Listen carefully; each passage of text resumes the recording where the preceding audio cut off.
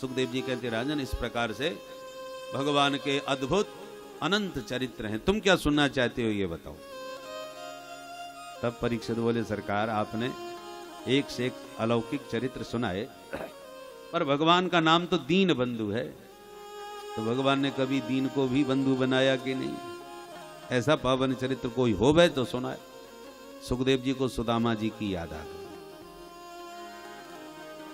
तो सुदामा जी का परिचय देने लगे।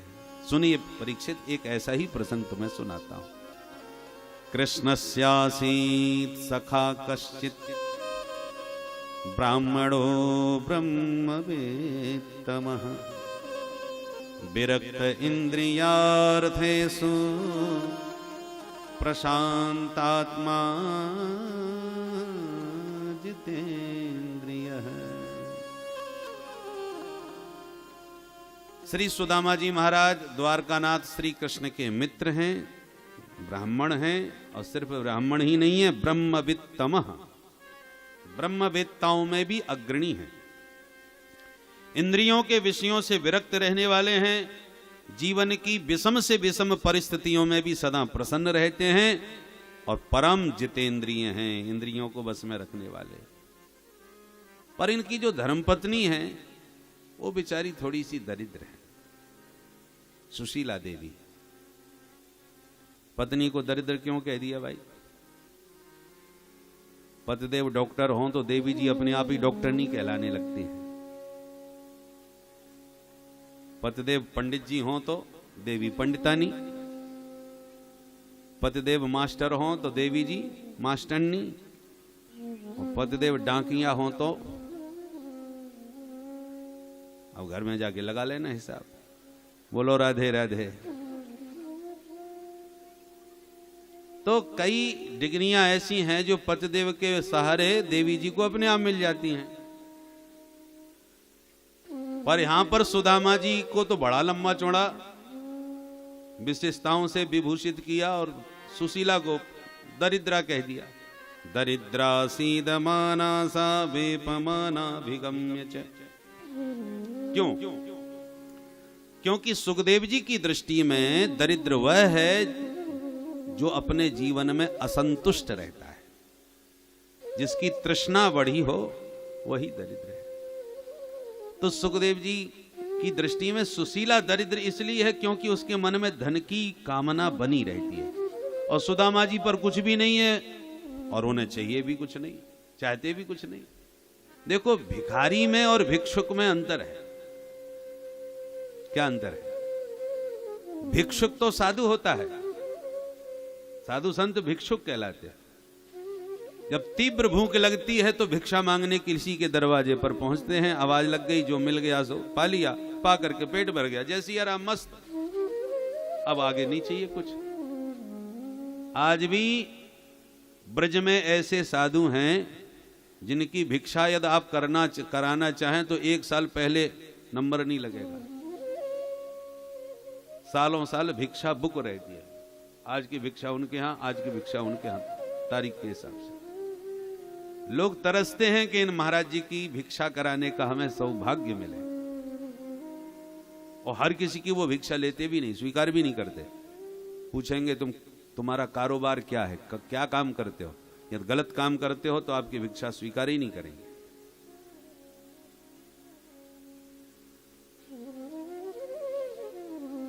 वो भिक्षुक होता है जो केवल पेट भरने के लिए प्रसाद पाया, और भिखारी, भिक्षुक के पास भी कुछ नहीं होता पर वो चाहता भी कुछ नहीं, और भिखारी वह है जिसके पास है तो कुछ नहीं पर चाहता बहुत कुछ है, और दुनिया से, धनवानों से आशा जोड़ करके उनके पीछे पीछे भागता रहता है। बाबूजी, तो धन की तृष्णा जिसके भीतर भरी है और धन के पीछे जो श्रीमदांधों के पीछे आशान्वित होकर भाग रहा है, वो भिखारी है। और भिक्षुक वह है जिसके पास कुछ नहीं है किंतु वो चाहता भी कुछ नहीं, वो भिक्षुक है। तो सुदामा जी भिक्षुक हैं। प्रारब्ध से जो जहां से जैसे मिल जाए उसमें प्रसन्न है। ब्राह्मण की मूल प्रकृति संतोष की ही होती है।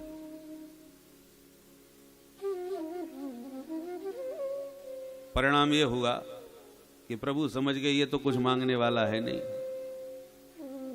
तो साधु बन के पहुंच गए। भिक्षाम देही। सुदामा जी तो भजन में बैठे थे। सुशीला ने कहा महाराज मेरे घर में सूतक लग गया है, मैं कुछ दे नहीं पाऊंगी। अच्छा, काय का सूतक लग गया है? बोले वृद्धि सूतक है, बच्चा हुआ है। बच्चा हुआ है तुम्हारे? हाँ। ओह, कब हुआ? क्या नाम रखा? बोले महाराज उसका नाम तो है दारिद्र देव।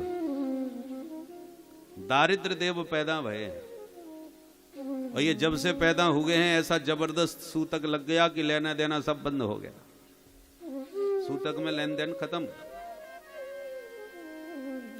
ओ ये बात है, तुम्हारे यहां दारिद्र पैदा हुआ है। देवी तुम्हारे पति तो सुदामा जी है ना, ये सुदामा जी गई तो घर है ना। सुशीला हैरान हो गई, मेरे पति को भी कोई जानता है? क्योंकि दरिद्र को कौन जानता है? श्रीमानों को तो सभी जानते हैं। एक दरिद्र देव कहते हैं कि भो दारिद्र्य नमस्तुभ्यम सिद्धो हम तत्प्रसादतः पश्यामि जगत सर्वम न माम पश्यति कश्चन। हे दरिद्र देव, तूने हमको सिद्धि प्रदान कर दी। कौन सी सिद्धि मिल गई? कि मैं सारी दुनिया को देख सकता हूं पर मुझे कोई नहीं देखता। ये सिद्धि दरिद्रता ने हमको प्रदान कर दी। दरिद्र को कोई नहीं देखता।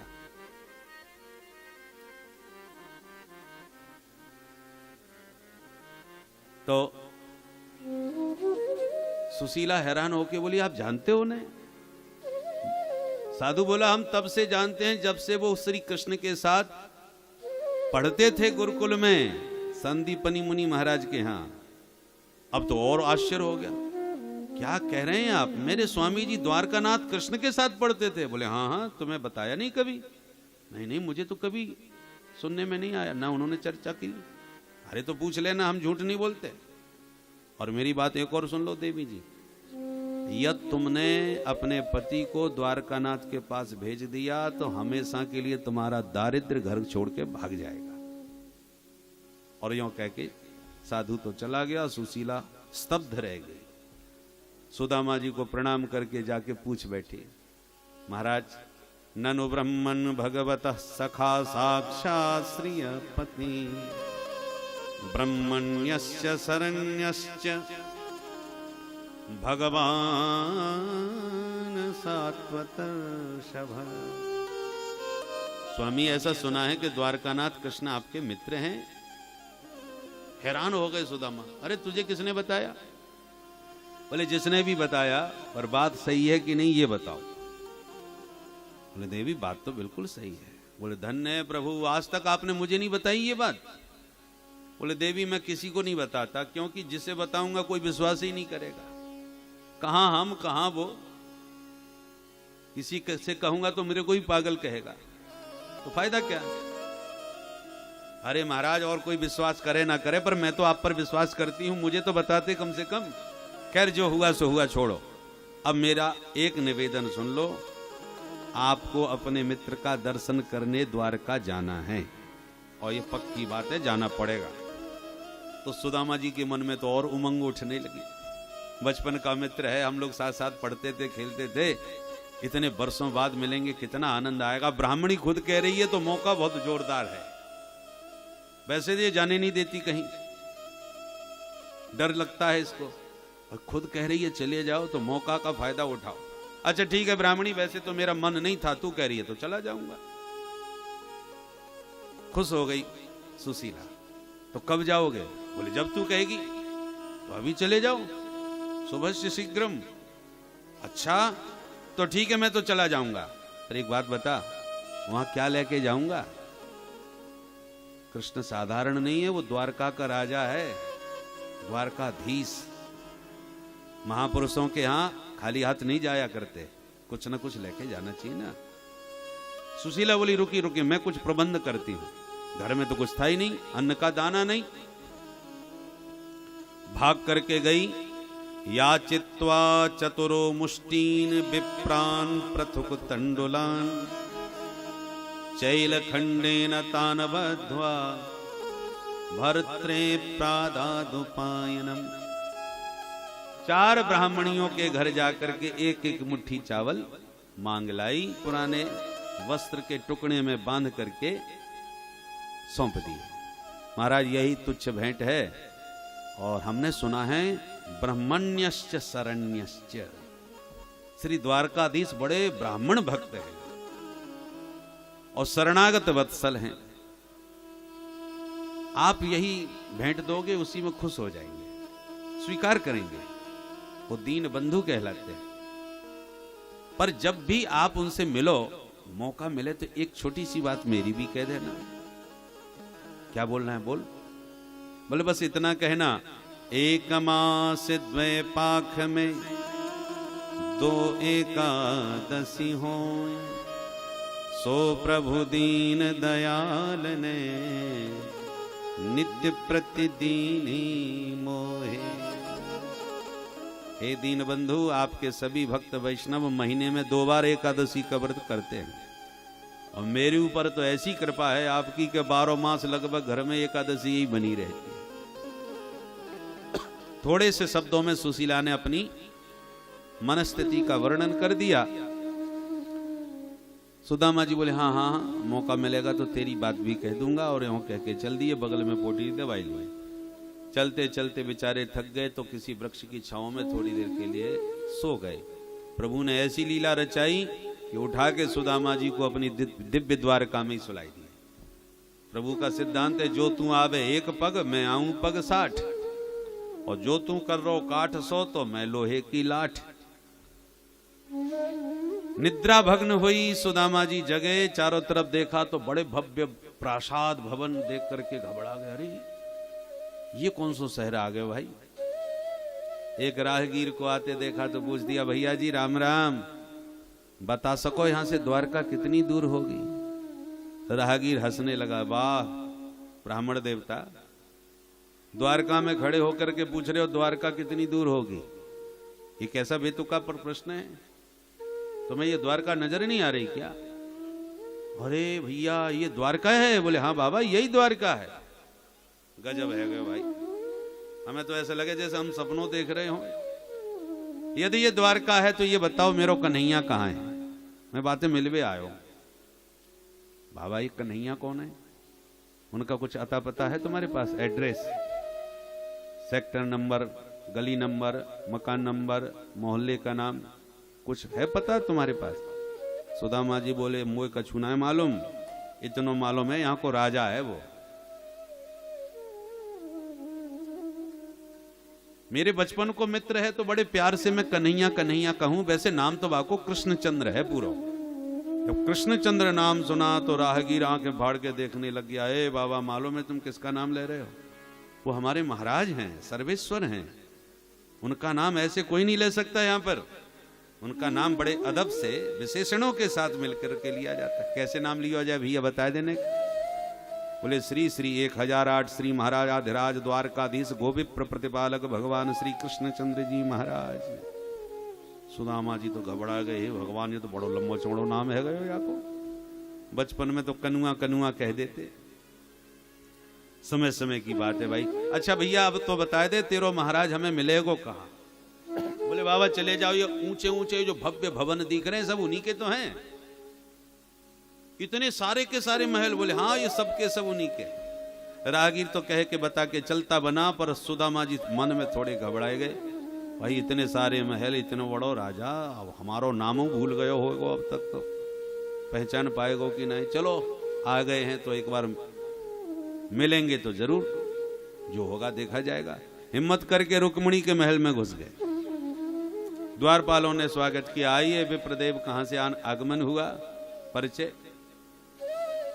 सुदामा जी बोले भैया अपने सखा से इतना बता दे, अपने महाराज से इतना बता दो कि वाकई एक सखा सुदामा ब्राह्मण मिलवे को आए। सखा शब्द सुन करके द्वारपाल हैरान हो गए। आप हमारे महाराज के मित्र हैं? हाँ भैया बचपन के मित्र हैं। पूछ ले, मानेंगे तो मिलेंगे, नहीं मानेंगे तो खिसक लेंगे। ठीक है तो विराज। द्वारपाल जानते हैं कि भगवान की लीला बड़ी विचित्र है, एक से एक विचित्र महापुरुष आए दिन पधारते हैं, चलो पूछने में क्या हानि है। बैठाए, भीतर गए, प्रभु के चरणों में प्रणाम करके बोले सरकार, दरबार की सेवा करते इस द्वारपाल को बहुत वर्ष बीत गए, पर जो विभूति आज दरवाजे पर खड़ी है, ऐसी विभूति पूर्व में कभी देखने को नहीं मिली। ऐसा कौन है भाई? बोले सरकार, सबसे बड़ा आश्चर्य तो ये आपको अपना मित्र बता रहा है। कोई ब्राह्मण है, वेशभूषा भी बड़ी विचित्र, शीस पगान झगातन में, प्रभु जाने को आहे बसे कहीं ग्रामा, धोती फटी सिलटी दुपटी, और पाए उपान की नहीं श्यामा। द्वार खड़ो दुज दुर्बल देख, रहो चकसो वसुधा अभिरामा, पूछत दीन दयाल को धाम, बतावत आपनो नाम सुदामा। जो सुदामा नाम प्रभु के कान में पड़ा, सिंहासन से कूद करके इतने वेग से भगवान द्वारकानाथ दौड़े कि द्वारपाल सहित सारी सभा हैरान परेशान हो गई कि ये क्या हुआ। अरे महाराज के दरबार में तो एक से एक महान विभूतियां आए दिन आती हैं, पर आज तक सरकार को ऐसे अगवानी के लिए दौड़ते कभी नहीं देखा। हमेशा हमको आदेश देते हैं, जाओ उन्हें आदर के साथ ले आओ। इसका मतलब कोई बहुत बड़ी महान विभूति आज आने वाली है दरबार में। सारी सभा उनके स्वागत के लिए सावधान हो गई, न जाने कौन आने वाला है। सबके मन में कौतुक, हैरानी, आश्चर्य, और भगवान ऐसे भाग रहे हैं, पादुका पहनना भूल गए, पीतांबर कंधे से गिर गया, शरीर की सुध नहीं। और उधर दरवाजे 7 ड्योढ़ी पार प्रथम द्वार पर सुदामा जी मन में खड़े खड़े घबराए, न जाने नाम याद होएगो कि नहीं, पहचान पाएगो कि नहीं, और नहीं पहचान पायो तो का होएगो। अनेक संकल्प विकल्प उनके भीतर चल रहे हैं। और भागते भागते जो सुदामा जी पर दूर से द्वारकानाथ की दृष्टि पड़ी, वेग से दौड़ करके भाग करके सुदामा जी को दोनों भुजाओं से उठा करके अपने हृदय से लगा लिया। बोल दीन बंधु भगवान की जय। दोनों मित्र एक दूसरे के कंठ लग करके इतने आनंद विभोर हो गए कि दोनों का ही कंठ अवरुद्ध हो गया, दोनों के नेत्र सजल हो गए, दोनों का शरीर रोमांचित है। कोई किसी से कुछ बोल भी नहीं सका, और हाथ पकड़ के बड़े आदर के साथ भगवान सुदामा जी को भवन के भीतर लाए। सभा में जब प्रवेश किया, सारी सभा स्तब्ध रह गई, क्योंकि जिस ढंग से प्रभु दौड़े थे उस ढंग से अनेक प्रकार की कल्पना हो रही थी कि आने वाली विभूति कैसी महान होगी, पर आने वाली विभूति ऐसी होगी ये किसी ने सपने में नहीं सोचा। पैरों में जूते चप्पल नहीं, तन पर ठीक से कपड़े नहीं, सिर पर पगड़ी नहीं। और आश्चर्य तो तब हुआ जब हाथ पकड़ के भगवान ने अपने निज सिंहासन पर सुदामा जी को विराजमान कर दिया और स्वयं सुदामा जी के चरणों में बैठ गए। रुक्मिणी आश्चर्य भरी आंखों से देख रही है, ये अवधूत कौन है जिसे अपने पद पर बैठा दिया प्रभु ने। भगवान ने तुरंत रुक्मिणी की मनस्थिति को समझाकर और आंखों से इशारा किया, शीघ्र जाओ देवी, इस महापुरुष के चरण धोने के लिए जल लेके आओ। अब रुक्मिणी भागी भवन में, मन में सोच गई हो ना हो ये विभूति कोई बहुत ही बड़ी है, क्योंकि दास दासियों को जो आदेश दिया जाता है दरबार में, पट्ट महिषी को आदेश दिया है, इसका मतलब ये साधारण कोई महापुरुष नहीं है। रुक्मिणी स्वयं भागी जल लाने को, और भगवान बैठ गए चरणों में, पीतांबर उठा लिया और चरणों में लगी सुदामा जी की जो धूल थी उस पीतांबर से धीरे धीरे धूल झाड़ने लगे। चरणों की धूल झाड़ते भगवान का हाथ सुदामा जी के तलवे पर गया, तलवा सहलाने लगे। हाथ में कुछ चुभा तो ध्यान से देखा, एक नहीं अनेक कांटे चुभे हुए हैं, जो चुभ करके पैरों में टूट गए। सुदामा जी को होश ही नहीं। भगवान एक एक करके कांटा निकालने लगे तो कांटे के साथ रक्त भी निकल पड़ता है। ऐसे रक्त रंजित सुदामा जी के चरणों की हालत देखकर भगवान द्वारकाधीश इतने द्रवित हुए कि जब तक रुक्मिणी भीतर से जल लाती तब तक गोविंद के दोनों युगल नयनों से निरंतर जल की धारा प्रवाहित होने लगी। गंगा यमुना की धारा इतनी बही कि सुदामा जी के दोनों चरण उस नेत्र जल से ही सर्वथा प्रक्षालित हो गए। ऐसे बेहाल बेवाइन सो पग कंटक जाल लगे पुनि जोए। हाय महा दुख पायो सखा तुम आए तेन किते दिन खोए। देख सुदामा की दीन दशा करुणा करके करुणा निधि रोए। पाने परात को हाथ छुओ नहीं नैनन के जल सो पग धोए। प्रीतो विमुंचयन बिंदून नेत्राभ्याम पुष्करीक्षण। सुखदेव जी कहते हैं अविरल जल धारा नयनों से बही चरण धुल गए। रुक्मिणी जल लेके पहुंची तो यह दृश्य देख करके अवाक रह गई।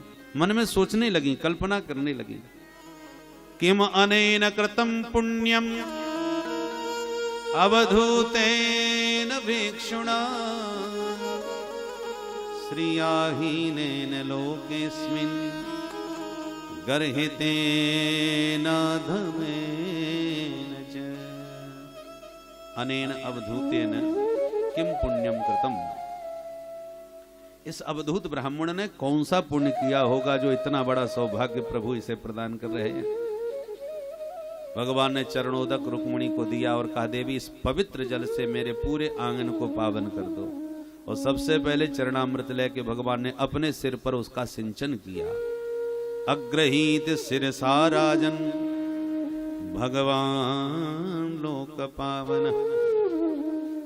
जिनका नामस्मरण करने से, जिनका ध्यान करते ही जीव के समस्त अमंगल अशुभ समाप्त हो जाते हैं, परीक्षित वे भगवान स्वयं सुदामा जी का चरणोदक सिंचन करके कहते हैं कि आज मैं पवित्र हो गया।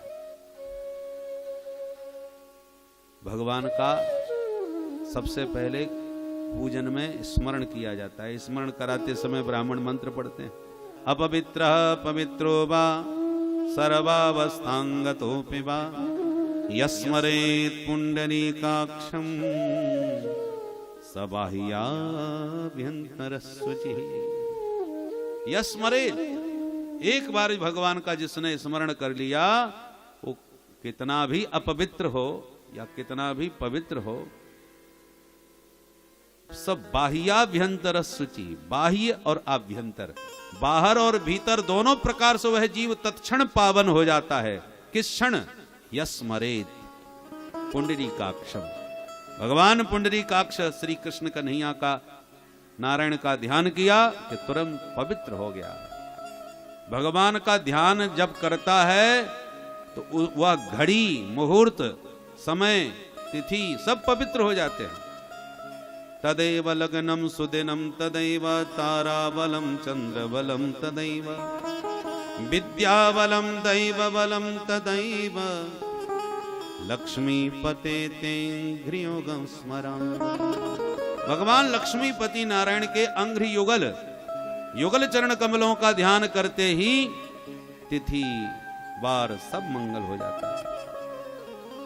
रुक्मिणी श्रद्धा से चरणोदक लेके भीतर गई। भगवान को लगा सभा में सुदामा जी सकुचे सहमे बैठे हैं, तो हाथ पकड़ के भवन के भीतर ले गए, स्नान कराए, नूतन वस्त्र पहनाए, दिव्य भोजन प्रसाद पवाए और निज सैया पर ले जाकर के सुलाए। जैसे सुदामा जी प्रभु की सैया पर लेटे दिव्य प्रेमानंद में डूब गए और भगवान स्वयं चरण दबाने बैठ गए। सुखदेव जी कहते हैं परीक्षित कर लो दर्शन, कौन कहेगा सुदामा दरिद्र है।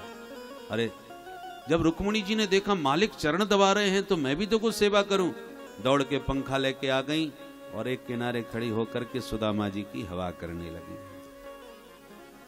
जिसकी लक्ष्मी स्वयं हवा कर रही हो, और लक्ष्मीपति जिसके चरण पलोट रहे हों, दुनिया में उससे बड़ा धनवान और कौन हो सकता है। बोल दीन बंधु भगवान की, भक्त वत्सल भगवान की जय जय श्री राधे। तो दोस्तों मेरी आपसे हम्बल रिक्वेस्ट है, अगर आपको वीडियो पसंद आया हो तो प्लीज वीडियो को लाइक और शेयर करना मत भूलिए, और प्लीज प्लीज प्लीज इस चैनल को सब्सक्राइब जरूर कर लीजिए, क्योंकि मैं ऐसे वीडियोस अपलोड करता रहता हूं। और सब्सक्राइब करने के बाद उस बेल आइकन पे जरूर क्लिक कर दीजिएगा, ताकि कोई भी न्यू वीडियो आपकी मिस ना हो सके। तो दोस्तों प्लीज एक humble request, please subscribe to our channel. नमस्कार, आपका दिन शुभ हो।